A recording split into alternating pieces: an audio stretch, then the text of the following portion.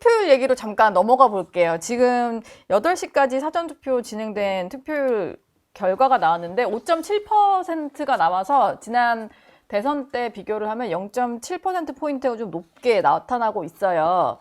뭐 아직은 2시간 정도 진행이 된 거고 뭐 흐름은 봐야겠습니다만 이 정도면은 좀 높은 투표율 예상을 해도 될까요?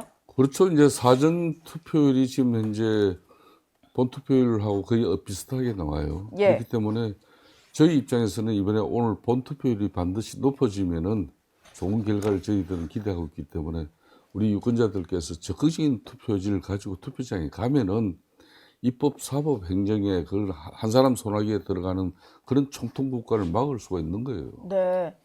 제가 눈여겨보는 거는 이제 지역별 투표율. 본투표율을 보고 있는데, 보통 대구가 높죠. 네. 7.1% 최고네요. 경북이 예. 6.7% 그 다음이고, 물론 뭐 사전투표 적게 했으니까 많이 할 수가 있겠는데, 네. 많이 하는 게 당연한데요. 어쨌든, 이번에는 본투표에 집중하는 그런 경향이 지금부터 나타나는 거 아닌가. 네. 뭐 아마 국민의힘도 기대하는 게 그런 쪽일 그런 거고, 과거에는 투표율이 높으면은 투표에 소극적인 젊은 층들, 20, 30대가 뭐 대구 투표장으로 나왔다. 20, 30대는 진보적이다. 그래서 민주당에 유리하다. 네. 이런 등식이 성립이 됐었는데 언제부턴가 이게 깨졌습니다. 실제 세대별 여론조사를 해보면 20, 30대가 오히려 국민의힘이나 이준석 후보 쪽에 우호적이고 민주당에게 비판적인 그런 게 계속 추세적으로 나왔죠. 네. 그래서 저번 대선 때 77.1%인가요? 77.1%. 예. 네. 그 이상 넘어간다면은 민주당에서는 조금 경계를 좀 해야 되지 않을까 싶은 그런 생각이 듭니다. 80% 얘기를 하시는 분도 있더라고요. 그러니까 민주당은 이번 대선이 80%를 넘겼으면 좋겠다라는 희망을 가지고 있습니다. 왜냐하면 민주화 이후로 87년 민주화 이후로 좀 80%를 넘는 대선이 없었다고 합니다. 그리고 지난 두 번의 대선이 77%대 네. 초반대였는데요.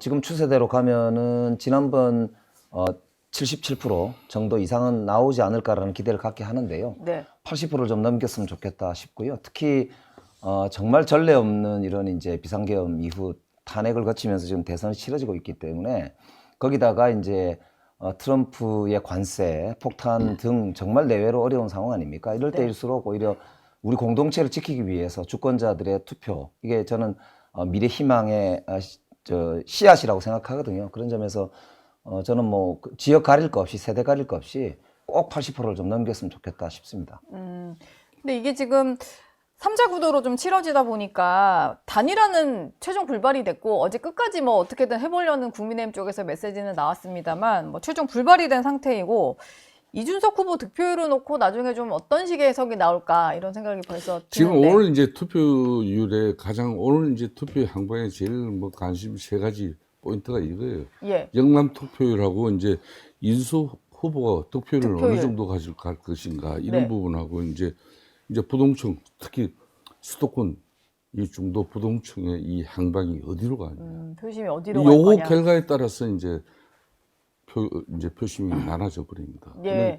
그러니까 이제 대선 민주당 입장에서는 아무래도 사전 투표가 특히 지지층이 높은 호남층과 수도권이 대체로 좀 높았기 때문에 상당히 고무적인 분위기고 네. 국민의힘 입장에서는 이제 사전투표 이틀째 그런 뭐 부실 사전 뭐 선거제도의 그런 문제점 이런 게 여실없이 다 드러났기 때문에 이틀째 되는 날 2시부터 거의 영남권 안 하다시피 했어요. 그냥 투표장이 텅 빌 정도로. 네. 그게 이제 오늘 쏟아져 나오기 때문에 우리 영남권 유권자들과 또 특히 마지막까지도 네. 12.3 비상계엄 윤석열 분명히 잘못했어.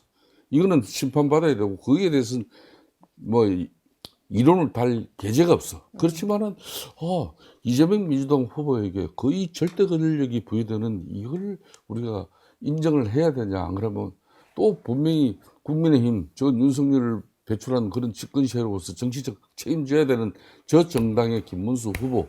근데 예. 후보 개인은 사람이 청빈하고 청렴하게 살았어. 네. 근데 윤석열의 그런 뭐 내란 이 같이 등에 지고 가야 되니까 저기를 찍어줘. 안 그러면 이재명을 견제해. 이런 심리거든. 이게 이제 마지막 오늘 현재까지도 지금 한 15% 정도가 중도 무당층, 부동층이 되어 있다는 거예요. 전문가들 예. 이야기가. 네. 그 표심이 어디로 가느냐에 따라서 결과가 좀 바뀔 수 있다. 지금 이제 언론의 대체적인 관심은 제가 보기에는 이제 이재명 후보가 과반을 얻을 수 있겠냐 이게 1번 관심인 걸로 보입니다. 누가 이제 당선될 거냐를 넘어서서요? 네, 지금 예. 이제 그래 보이는데 왜냐하면 네.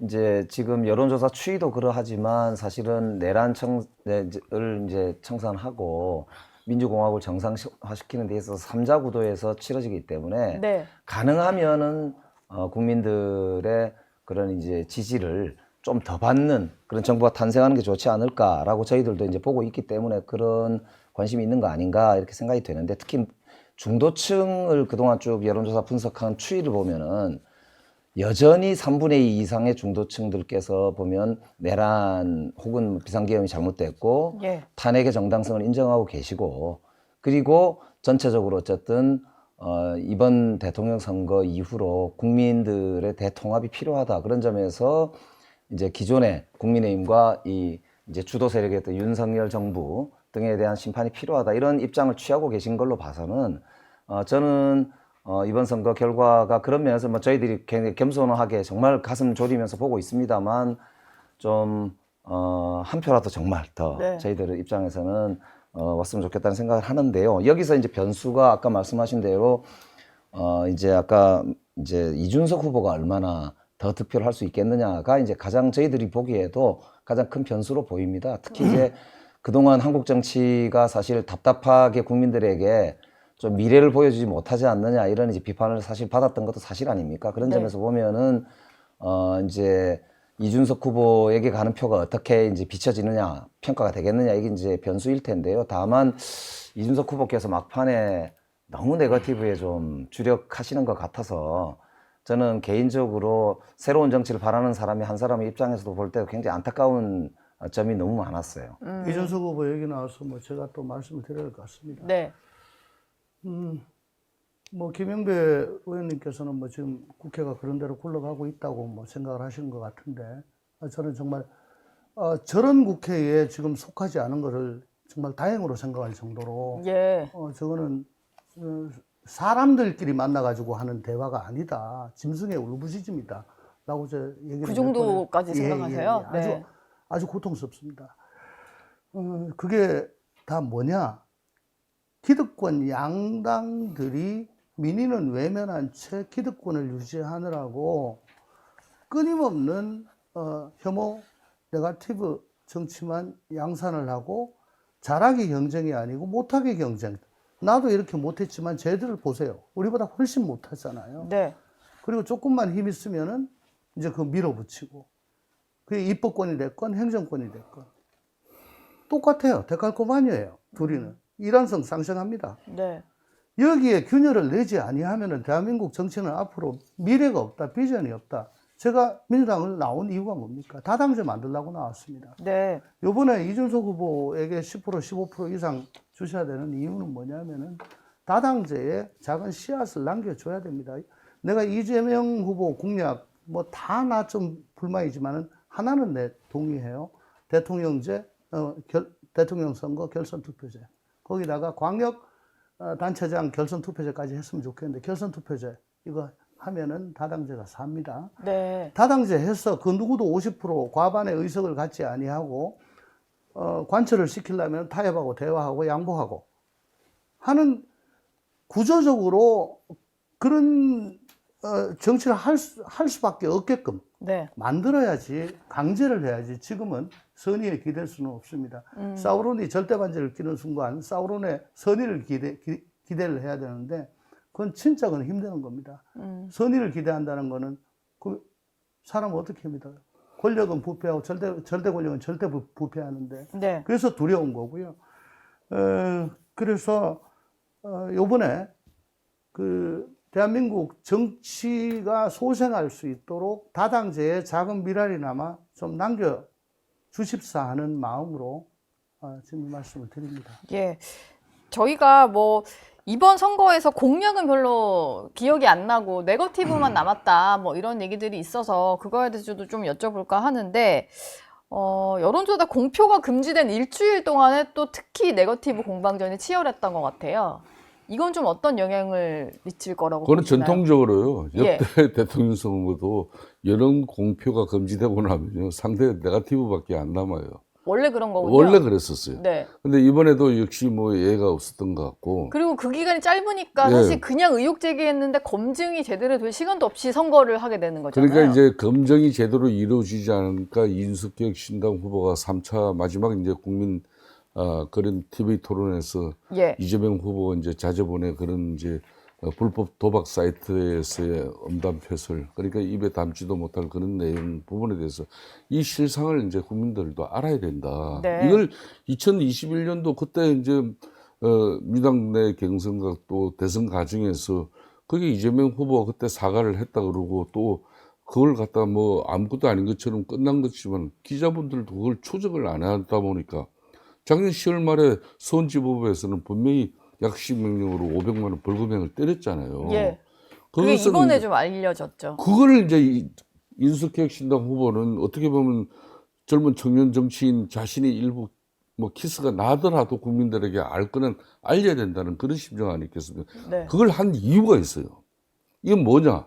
이번 대선이 오늘 이제 뭐 투표가 결정되고 나면은 이거는 이제 이 대통령이 되는 사람은 두 가지예요. 첫째는 대한민국의 불확실성 제거하는 측면에서 대통령이 이제 되니까 네. 그거는 정말 국민들이 전부 바라던 일이고, 두 번째는 어떤 대통령이 되더라도 국민 통합을 가져가야 하는 그런 긴급한 수습을 해야 되는데 그 이재명 후보 입장에서는 본인도 그냥 수년 동안 그 아무리 가정사 사적인 뭐 그런 부분이지만 행내 과정에 그 뾰족한 표현으로 그냥 씻지 못할 상처를 줬잖아요. 네. 그렇게 가정화합도 제대로 이루지 못하는 그런 후보가 어떻게 국민 통합을 이끌어갈 수 있을 것인가, 그런 측면에서 이제 인수개혁 신당 후보는 심각한 메시지를 던진 겁니다. 그래서 저는 예.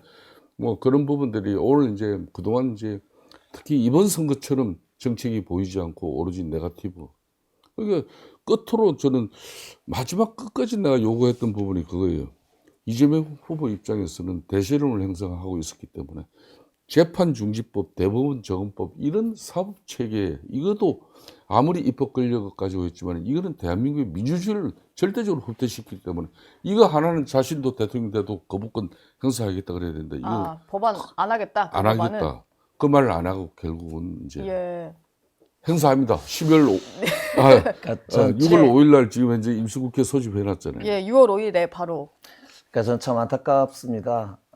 정말 이렇게 12.3 비상계엄과 내란 사태로 대한민국의 민주주의 근간을 흔들었던 분들이 자기 네. 반성은 일말의 반성도 없이 이렇게 네거티브로만 정말 미래마저도 망치려고 하는 듯한 그런 모습들을 선거에서 국민들께 고스란히 보여주면서 이번 대선을 치른다는 게 저는 정말 죄송하기도 하고 안타깝기도 하고 정치인으로서도 네. 참담하기까지 합니다. 사실 김문수 후보도 그렇지만은 이준석 후보도 최근에 네거티브에만 매달리는 듯한 모습이 계속 보여지는데요. 사실 네거티브로 해서 국민들의 마음을 얻지 못합니다. 대안을 보여주고 예. 정말 함께 우리 공동체가 무엇을 어떻게 해야 되느냐라고 하는 비전을 보여주는 것이야말로 저는 오히려 진정한 반성을 하는 모습일 수 있다. 그런 점을 좀 꼭 말씀을 드리고 싶고, 민주당은 이재명 대표가 거듭 말씀드렸지만 저희들도 문제가 많지만 그러나 국민 대통합에 앞장서겠다는 약속을 거듭 드리고 있고, 네. 아까 조홍천 의원님 말씀대로 결선 투표제 같은 정말 진정성 있는 우리 사회의 대안을 저희들은 많이 내놓고 있거든요. 그런 점을 국민들께서 꼭 좀 봐주십사 하는 말씀 드립니다. 예, 저희가 8시 50분부터는 그 특집 돌직구 쇼부터 해서 선거 방송이 이어지니까 조홍천 의원 얘기 듣고 마무리를 네. 좀 해볼게요. 예. 저는 선거운동 기간 중에 이재명 면소법이나 이재명 재판정지법 같은 거를 대놓고 예, 자랑하는 걸 보고 경악을 금치 못했습니다. 숨겨야 되는데요. 자, 플라톤의 말씀 하나 인용하겠습니다. 정치를 외면한 대가는 가장 저열한 인간들에게 지배를 당하는 것이다. 또 마키아벨리가 얘기했습니다. 공화정은 공화국의 시민들이 원할 때까지만 존속한다. 투표하십시오. 공화국이 존속할 수 있도록 도와주십시오. 예. 투표를 꼭 해야 된다라는 메시지까지 듣고 오늘 마무리하도록 하겠습니다. 세 분 말씀은 여기까지 듣겠습니다. 고맙습니다. 감사합니다.